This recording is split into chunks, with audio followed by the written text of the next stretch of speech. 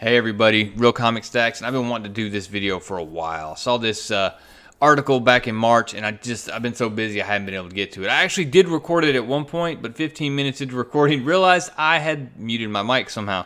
So I'm going to give it another shot and rip through this. 20 Things Wrong with Captain America We All Choose to Ignore by Jordan Phillips. This was published 5 March 2019, and it stinks. I don't know if this guy just doesn't like Captain America or he does this 20 things thing pretty often, and they're generally not very good in my opinion, the ones I've read. This part doesn't matter, but we'll just get down to the numbered items.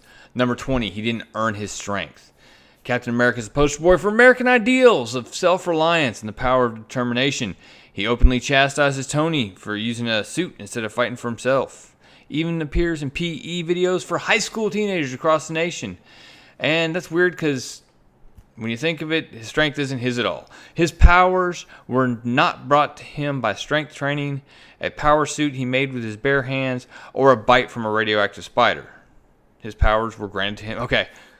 Anyways, let me skip to the point here.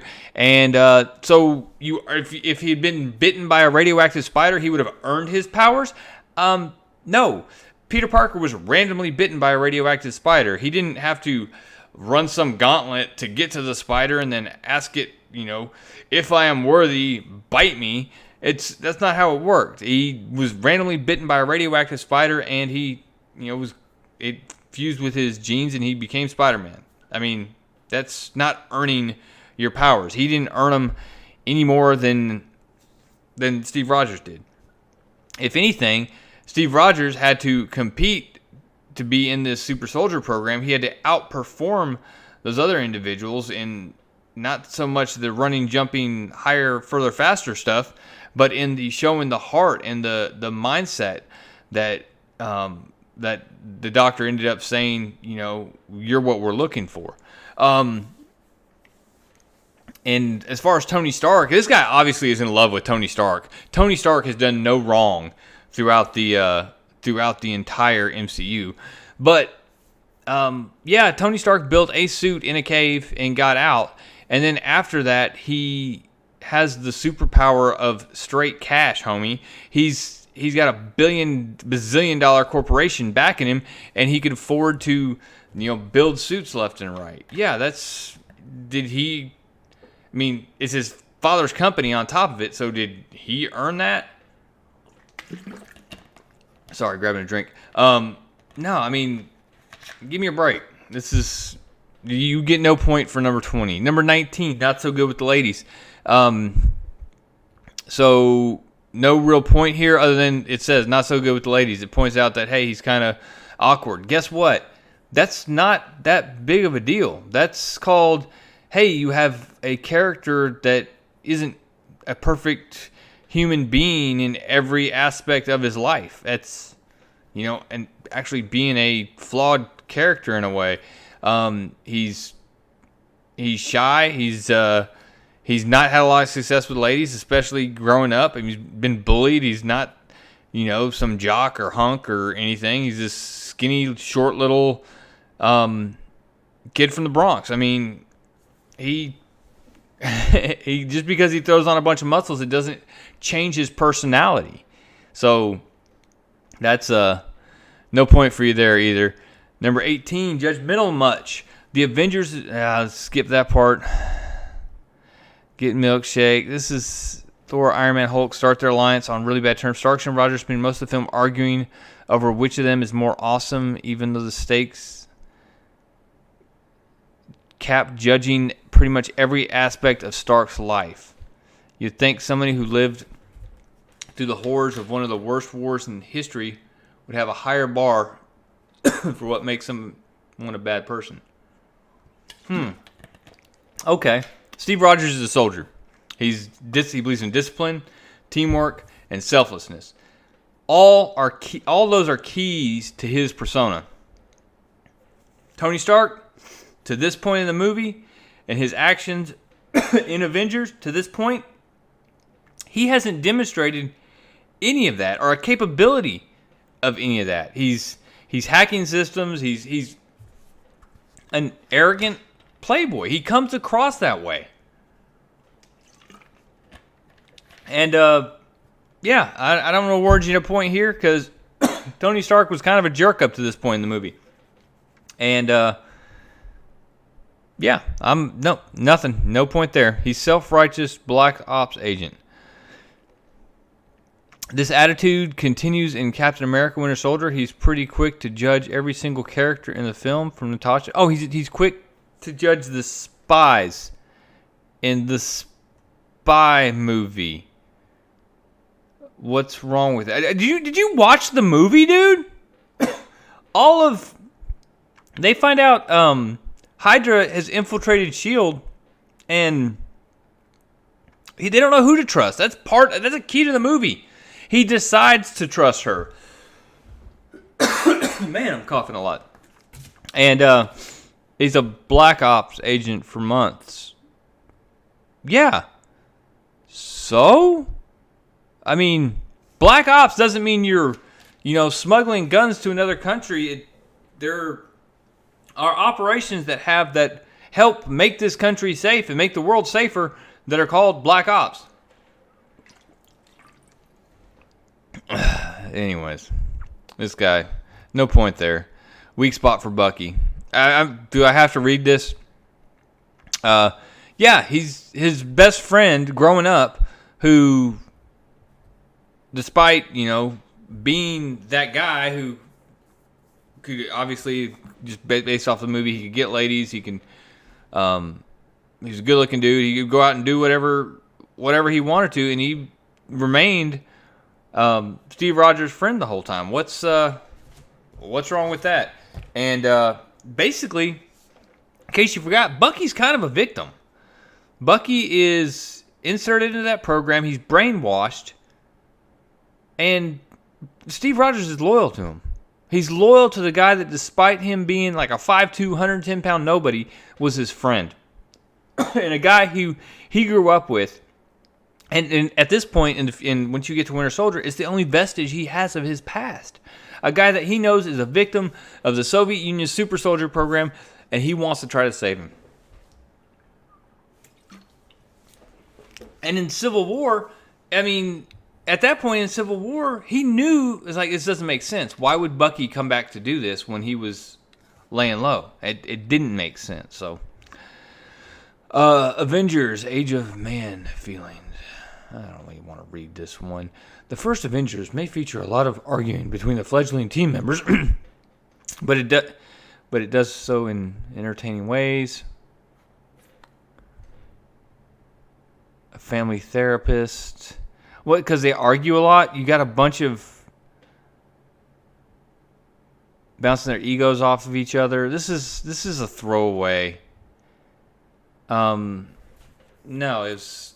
They disagreed with a lot of the different stuff that people were. This is Age of Ultron is not so good. The showcase. Well, yeah, I'm reading this, and sure, there's a fun party scene. This is dumb. It's a stretch. You don't get that one either. Globetrotting destruction. The Avengers is a film about heroes coming together to protect the world. And Avengers Age of Ultron is a film about how those same heroes can make mistakes so massive they can cause catastrophic global damage. The villain in that movie isn't an extraterrestrial sociopath, but basically just a self-aware Iron Man suit gone rogue. That is the most ludicrous way to describe Ultron that I've ever heard. You have nerfed him beyond belief. If you think that he's just a self-aware Iron Man suit, you have it. That's the dumbest thing I've ever heard. It's like, yeah. Whew, you're getting me, dude. The heroes avenge their way across the globe, causing massive destruction everywhere they go. Cap isn't much better in that regard. He gets in a fist fight with Ultron that causes a ton of damage throughout the city, but there's no shot of him walking the streets with a broom and a little garbage bag. You're retarded, dude. What the heck? Is that what Captain America should have done? He tried to stop Ultron from stealing basically what ends up being Vision, the cradle, where he would have made a vibranium humanoid version of himself. Basically, he would have been in Vision's body. He would have been unstoppable. What is that? If that, you know what? This is such a stretch. It's really pathetic. No Sokovia Compromise. Get a big drink of water for this one because I'm about to rant. Let me read it first. While the Sokovia Accords seem like a natural idea in a world where superhuman people do as they please, it's actually a really stupid idea for the MCU.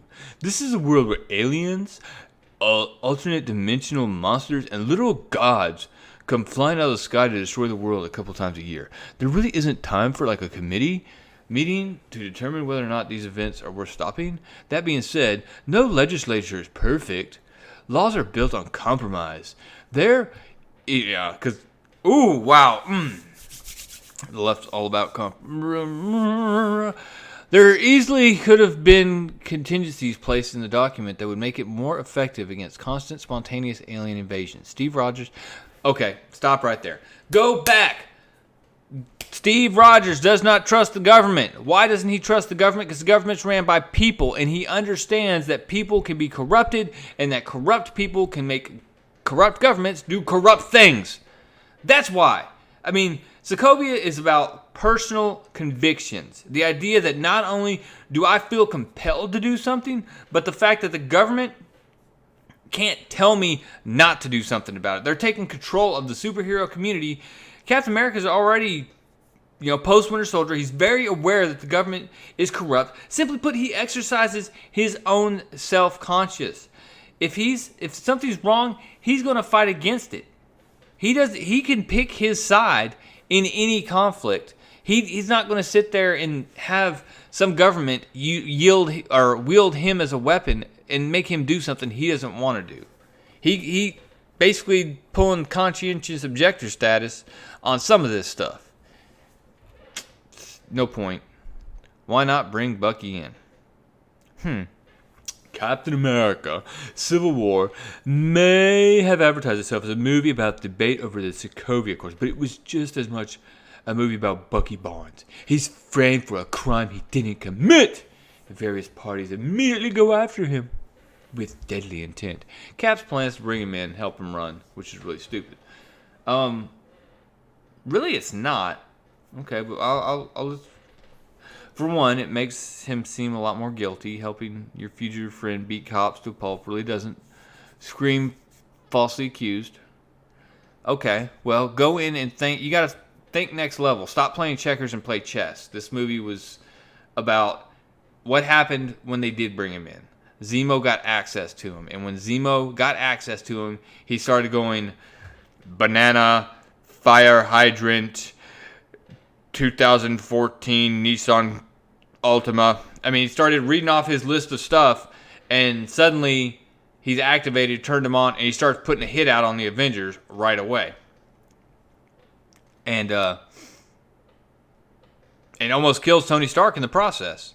And so him helping him run, and go back to why was he helping him run? Because he knew that something was going on, that he was being framed for it. He just watched what Hydra did in the United States and took those carriers and killed everybody that was, anybody. So give me a break. I mean, this is... Captain America's high on some conspiracy stuff right now, man. It totally makes sense. No point awarded. You're at number 11. You have 0 points. Super Soldier Army first, then we Civil War. The big battle in Captain America Civil War is one of the best set pieces in the MCU. Okay, agreed. The fight features hilarious quips from Spider-Man. There's some funny ones. Rhodey gets paralyzed. That being said, the circumstances were a little ridiculous. Team Cap rushing to defeat a little army of Winter Soldiers before they can set loose on the world. Sure. Okay. So your argument is they should have said, hey, let's team up, and then we can go afterwards and we can fight it out then. I don't think that's how this stuff works. They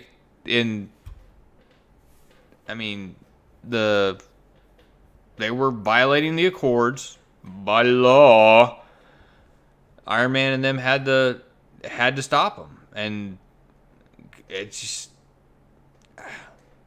can you do that? Can the cops? I don't know. I will award you. I guess I can award you a point for this one. I'm not ready to argue that one. Didn't tell Tony about his parents. He didn't tell Tony about his parents. I mean, I know what you're gonna say here. He didn't tell Tony about his parents because he didn't know how to, and he just didn't. I mean, plus Winter Soldier was missing. Didn't look like he was going to reappear anytime soon. He was laying low. There was no reason to, and why would you? I mean, hey, by the way, you remember Bucky? You call him the Winter Soldier. Yeah, he killed your dad. And then he choked out your mom. Why? Why would you tell him that? That's dumb. Did it come back to bite him? Yeah.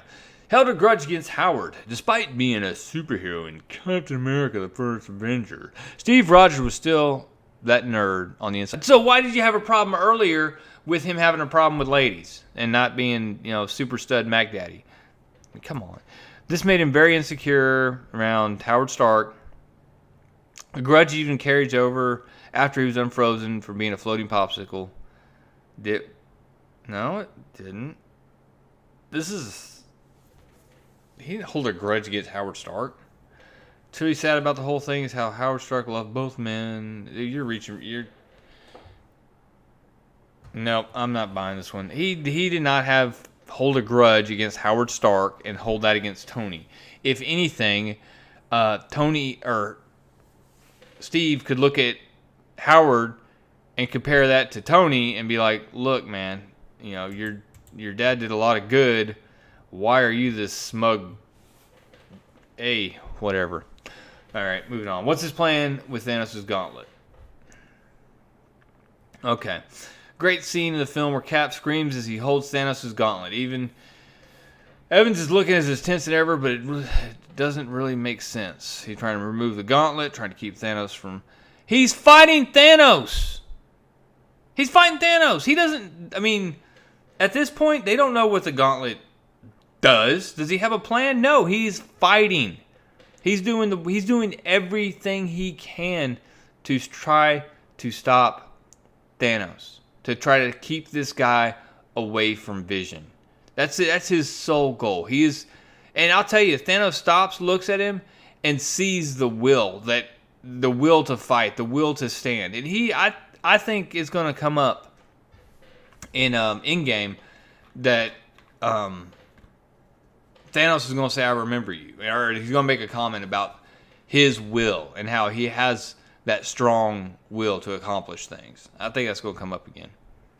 Got his team arrested. No, he didn't get his team arrested. His team followed him. His team followed him because he trusted him. And then you know what he did? He went and got him afterwards. I'm not even reading this one. That's trash. And yeah, I'd get arrested for Captain America. Just saying. Why just the shield? Because it's iconic. It's iconic, and in some of the World War II scenes, he does use guns when he's at war, but most of the time he's serving as a a cop, or in a different role where guns don't really make sense. Prideful in the worst times. Okay, you got a bot rock there. There are times to be prideful, times not to be. Of all the Avengers, Steve most frequently shows... Really? Steve Rogers is the one with an issue with pride. Okay, if you say so. He had no problem admitting to his mistakes when big falling out with Tony. Unfortunately, his tendency to be a prideful jerk wasn't the least convenient. In the Winter Soldier company take on a group...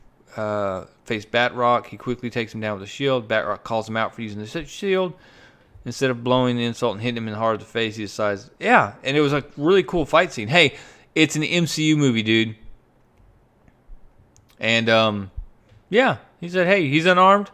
Okay. He throws it down, and he goes to it, and it's actually a really cool fight scene, and Captain America kicks his tail. The end. It's not a big deal. Flew back to the Avengers compound when he was the most wanted man in America. Decided to take all his fugitive friends back to the Avengers compound because he had to get the band back together, man. That's why. He needed help. Yeah, and it made sense. And they did everything they could to get Vision help, who done got stabbed, and yeah, that's it. Maybe wash that uniform. Okay, let's see. Walk around a beaten up version of Captain America for a reason. Okay, so here's the thing. There's no front end of this. You don't know what he was doing right before he goes and picks them up in wherever they were, Germany or Sweden or wherever, when he picks up Scarlet Witch and Vision. You don't know what he was doing, and there's actually a prelude comic book by Marvel Comics that goes into this. It's actually a prelude for Endgame, and it talks about how they were working to keep Chitauri tech from being spread across the world to places like Syria and the Middle East, and how they're going around, him and some of the other people on his team are going around and basically stopping these armaments from being spread. So he could have been just coming right off a mission, man. Give me a break. The Panther shields are worthless. I agree. He didn't sign Coulson's cards. Well, Coulson ended up getting himself killed, but not. So that's not the end of the world. I mean, he's still that kid from Brooklyn. He didn't know how to handle that. Anyways, I'll give you maybe 2. 10% of these are legitimate complaints. Overall, horrible article. Thought it was a joke.